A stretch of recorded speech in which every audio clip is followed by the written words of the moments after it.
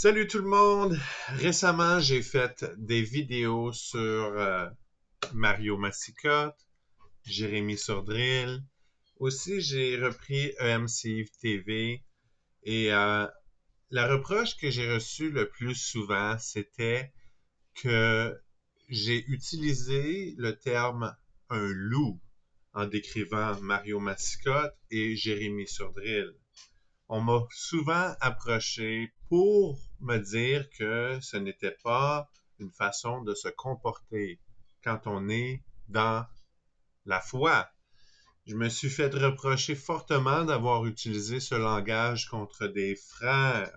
Souvent, on m'a dit, mais voyons, si tu connaisserais Mario Massicotte, par exemple, comme beaucoup de gens le connaissent dans mon entourage, ils me disent souvent que cette personne-là a une bonne intention. Cette personne-là, elle est sincère dans ses croyances. C'est pas ça que je dispute. Il faut que vous compreniez que le fait que j'utilise un langage vif comme ça, ce n'est pas une attaque personnelle sur ces gens, mais c'est vraiment une attaque doctrinale sur ces gens. Laissez-moi vous expliquer. Donc, aujourd'hui, on vit dans un monde majoritairement chrétien. C'est pas un secret. Le christianisme a extrêmement prospéré dans les derniers 2000 ans.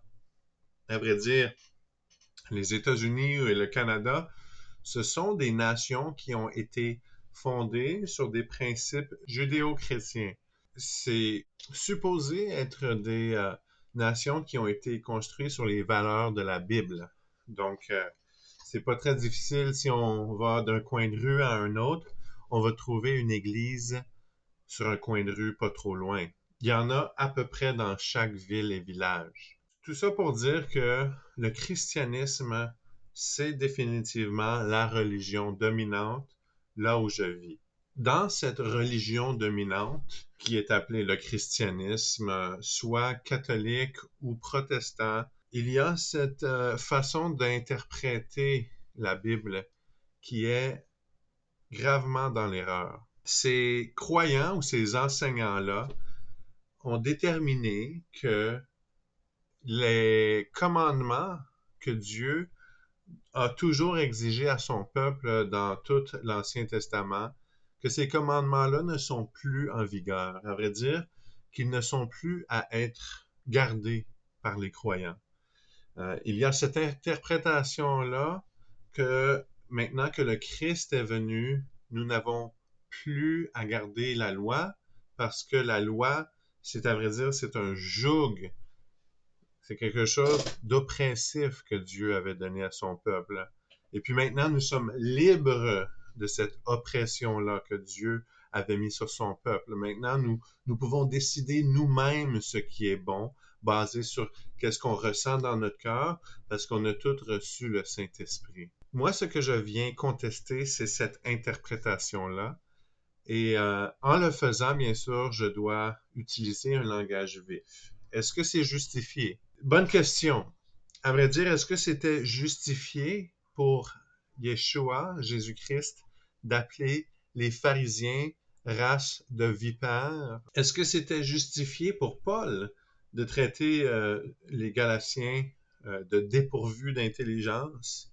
Est-ce que c'était justifié de Jean-Baptiste d'utiliser un langage insultant en traitant les pharisiens et les scribes de race de vipères également?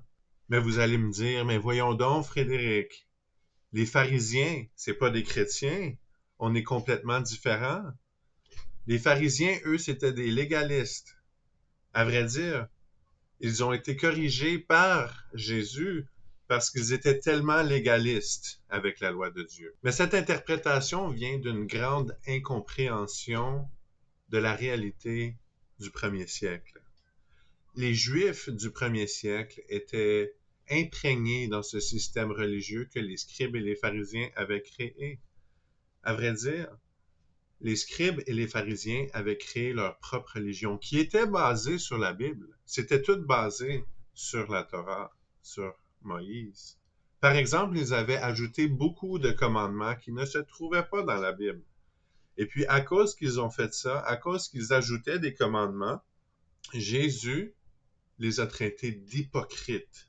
Il les a condamnés. Il leur a dit, qui va pouvoir vous sauver des flammes de l'enfer? Bande de races de vipères, hypocrites. Et puis, Yeshua, Jésus a fait ça parce que ils ajoutaient leurs propres commandements. Voyez-vous, un certain temps, les scribes et les pharisiens approchent Yeshua et ses apôtres et ils disent, pourquoi est-ce que tes disciples ne se lavent pas les mains selon la tradition des anciens? Et puis il dit, hypocrite, Isaïe a bien fait de prophétiser à propos de vous. Vous élevez les commandements des hommes et les enseignez en doctrine. En faisant cela, vous annulez la gloire des commandements de Dieu. Donc c'est clair quand on regarde le contexte que les scribes et les pharisiens enseignaient une autre religion. Et comment est-ce qu'ils faisaient ça? C'était en ajoutant à la Torah.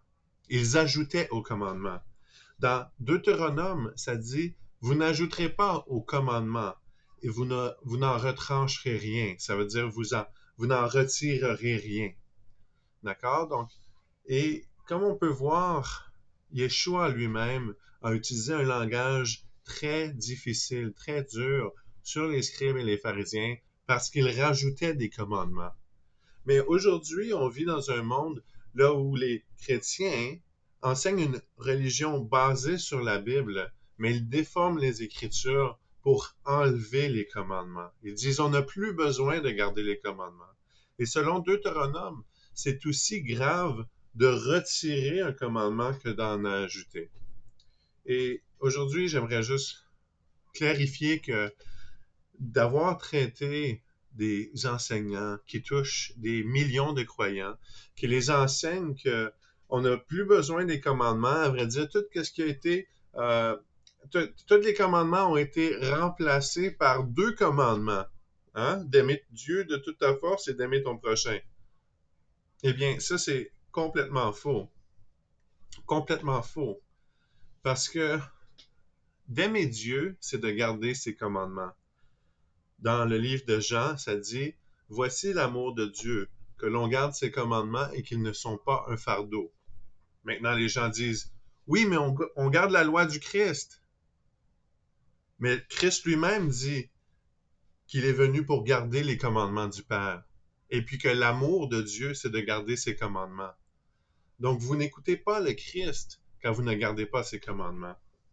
Si le Messie pouvait appeler les pharisiens des races de vipères et rester sans péché, pourquoi est-ce que moi-même, je ne pourrais pas appeler des faux enseignants des loups et rester sans péché?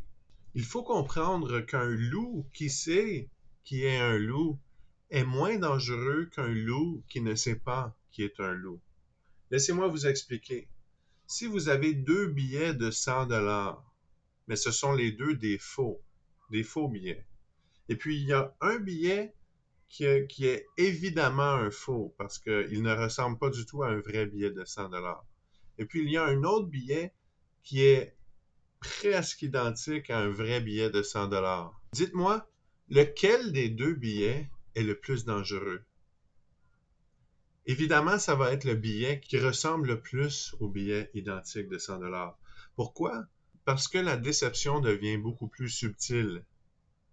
Et puis voilà pourquoi c'est important de pouvoir dénoncer les faux enseignants qui trompent des milliers de chrétiens dans une fausse religion qui leur donne un faux sens de sécurité, que en ne gardant pas la loi de Dieu, que Dieu est bien heureux avec leur conduite, que leur conduite est acceptable aux yeux de Dieu, quand Dieu lui-même corrige très sévèrement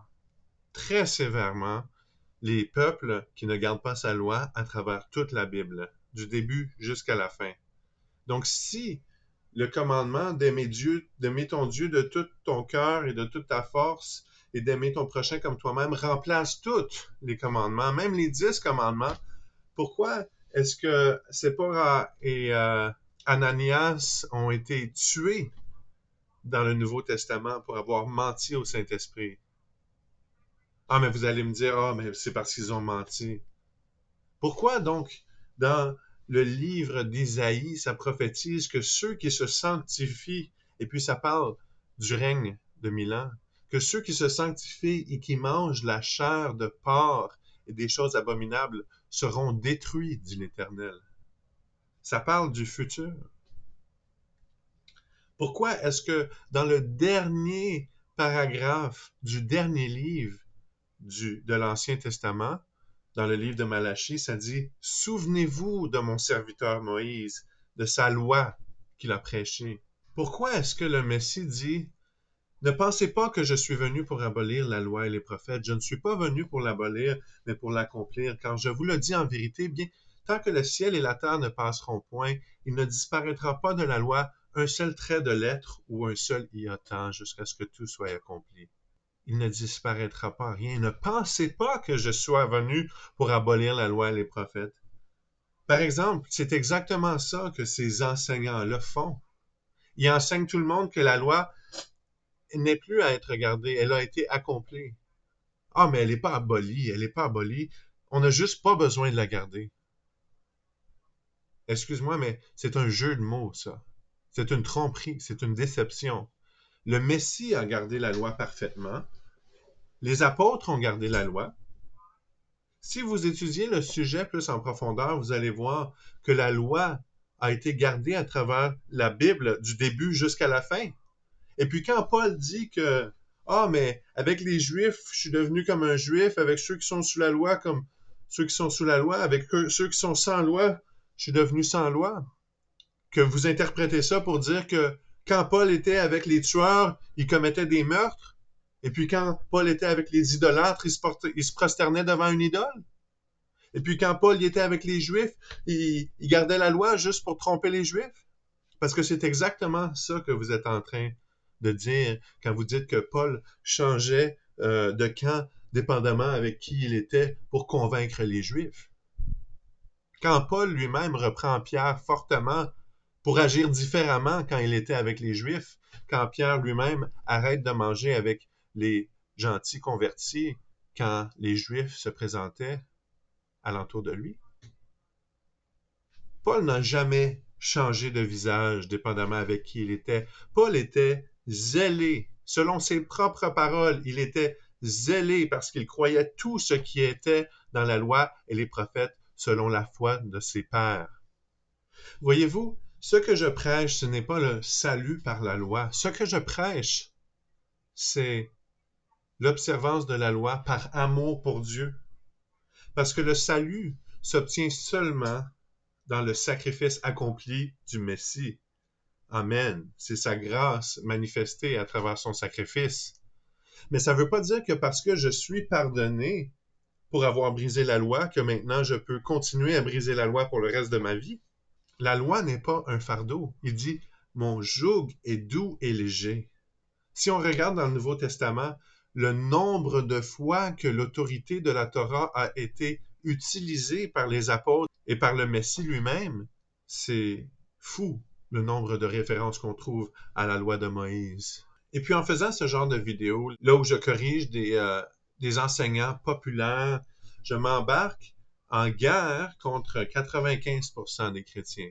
Facilement, si c'est pas plus. Et si je prends cette position-là, c'est pas parce que j'ai une tonne de personnes qui attendent juste d'applaudir pour chaque chose que je vais dire, parce que laissez-moi vous assurer, cette position-là que je suis en train de défendre, c'est pas la position très, très populaire dans le christianisme. C'est pas populaire du tout. Tout le monde aime beaucoup plus entendre qu'on a été libéré de la loi, qu'on est pardonné, et puis maintenant qu'on n'a plus rien à faire, à vrai dire. Qu'on peut continuer à pécher et vivre comme des diables, puis on va être sauvés parce que Christ est mort pour nous. Donc maintenant, il n'y a plus rien à faire. Et puis c'est quelque chose qu'on va entendre beaucoup. Les gens veulent beaucoup plus entendre ça que de travailler sur notre salut avec crainte et tremblement, que de marcher le chemin étroit qui mène à la vie, que d'entrer dans la porte étroite. Ça, c'est pas populaire. Ça, c'est pas populaire. Je sais très bien dans quoi est-ce que je m'embarque. Je sais très bien que je vais avoir une panoplie de protestants qui vont protester sur mes vidéos en me disant que je suis tombé de la grâce parce que je suis retourné sous la loi. Laissez-moi vous dire, si on n'est plus sous la loi, pourquoi est-ce que Paul gardait la loi dans Acte 21? Pourquoi est-ce que Paul va même jusqu'à aller faire des sacrifices au temple pour prouver à tout le monde qu'il observait la loi dans Acte 21? Lisez Acte 21. J'ai fait plusieurs vidéos là-dessus. Si Paul gardait la loi ou a été dans le temple pour prouver à tous les Juifs qui gardaient la loi, il aurait tombé de la grâce parce qu'il gardait la loi? Vous pensez que c'est ça que ça veut dire? Ou peut-être qu'il essayait juste de tromper tous les Juifs qui étaient à Jérusalem pour leur faire penser qu'ils gardaient la loi, quand en vérité, ils ne gardaient pas vraiment la loi. La doctrine populaire, la religion populaire enseigne aux gens un évangile mort. C'est une mauvaise nouvelle, à vrai dire, parce que la mauvaise nouvelle, c'est qu'il vous enseigne des sottises. Il vous enseigne un évangile qui ne sauve pas, vous voyez, parce que à travers les Écritures, du début jusqu'à la fin, c'est amplifié et répété. Sans la sanctification, nul ne verra Dieu. Qu'est-ce que la sanctification? La sanctification, c'est se débarrasser de ses péchés. Qu'est-ce que le péché? Le péché est la transgression de la loi. Le péché est la transgression de la loi. Donc, si vous ne vous débarrassez pas de vos péchés, vous n'allez pas voir le Seigneur. C'est exactement ce qui est écrit. Sans la sanctification, nul ne verra le Seigneur. Nul ne verra Jésus, Yahweh. Personne ne le verra sans la sanctification. Et la sanctification, c'est de se séparer de ses péchés. Mais qu'est-ce que le péché? C'est de briser la loi. Donc, si dans votre état d'esprit, vous êtes tout le temps pris dans un état d'esprit qui vous enseigne que la loi n'est pas importante, que vous pouvez définir vous-même ce qui est bien et mal, dépendamment de ce que vous pensez dans votre cœur, parce que votre cœur est très bon. Non, votre cœur est mauvais. Et puis, c'est certain que vous allez trouver beaucoup de versets dans le Nouveau Testament qui va sembler dire que maintenant on peut manger toutes choses et puis que maintenant tout est pur, etc.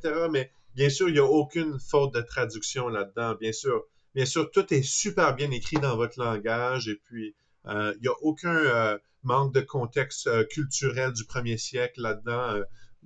Que vous lisez le tout dans vos lunettes du 21e siècle, c'est tout à fait acceptable et puis il n'y a absolument rien qui a été déformé dans les Écritures pour que vous puissiez avoir cette façon de penser-là après 2000 ans de règne catholique sur les Écritures.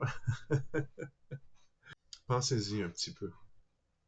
Si Jésus a gardé la loi parfaitement, et puis que Paul dit que on doit l'imiter lui parce que lui imite le Christ, qu'est-ce qui vous fait penser que vous n'avez pas à faire ce que Christ a fait?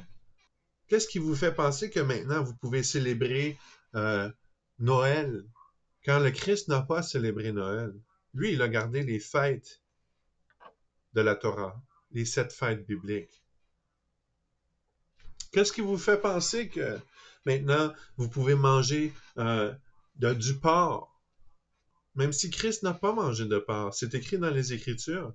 Pierre, dans le livre des Actes, quand il reçoit la vision dans Acte 10 des animaux dans le drap, il dit « Non, Seigneur, je n'ai jamais rien de manger de impur ni souillé. » Impur et souillé, c'est deux mots différents qui veulent dire deux choses différentes. Impur et souillé. Il faut faire des recherches. J'ai déjà enseigné sur ces choses-là. Et puis dans la vision d'Acte 10, ça montre que la vision n'était pas à propos des animaux. La vision était à propos des gentils que Dieu n'avait jamais appelés impurs. Donc même après la mort et résurrection du Christ, c'était encore imprégné dans la tête des apôtres, ces traditions des hommes qui appelaient les gentils comme étant impurs, quand Dieu ne les avait jamais appelés impurs. Mais vous pensez que ce verset-là, que ce chapitre-là, ça parle de que maintenant les chrétiens peuvent manger du bacon. Ça n'a absolument rien à voir avec la nourriture. Mais la loi de Dieu, elle ne disparaîtra pas jusqu'à ce que le ciel et la terre n'aient disparu. Et puis si vous voulez prendre la position que, ah, Frédéric, lui, il est complètement dans le champ, à vrai dire, il connaît rien. Moi, je connais tout. Moi, je connais tout, puis Frédéric, il connaît rien. Faites vos recherches, parce que c'est pas moi qui invente quelque chose ici. Tout ce que je fais vous dire, tout ce que je vous dis, c'est ce que la Bible enseigne. Et puis, je vous encourage tous à faire vos recherches. Donc, pour ce qui en est de Mario Massicotte et Jérémy Surdrill, à vrai dire, je suis vraiment désolé si je leur ai fait de la peine. Je les invite à se repentir. Je les invite à venir me parler à moi. Et puis, s'ils sont capables de venir me parler et puis de me prouver que j'ai tort, je vais absolument me repentir. Parce que j'ai aucun intérêt à avoir raison. Moi, mon intérêt, c'est de servir mon Créateur. C'est de servir celui qui m'a donné la loi, qui me donne la vie. C'est de servir celui qui est mort pour moi, pour venir me laver et me sauver de mon péché. Pour celui qui est venu détruire la loi du péché et de la mort. Maintenant, en Christ, j'ai la vie. C'est ça qu'il est venu faire. Et puis, j'ai aucun intérêt à servir l'homme, mais j'ai un intérêt à servir mon roi. Et mon roi me dit que sa loi est encore bonne et elle n'a jamais été enlevée jusqu'à ce que le ciel et la terre ne disparaissent. Donc, je vous encourage à faire vos recherches. Et je ne m'excuse pas. Ce sont des loups. Ce sont des loups qui enseignent des doctrines à des millions de chrétiens, des doctrines dangereuses. Et un loup qui sait qui est un loup est moins dangereux qu'un loup qui ne sait pas qu'il est un loup. Sur ce, je vous dis à la prochaine.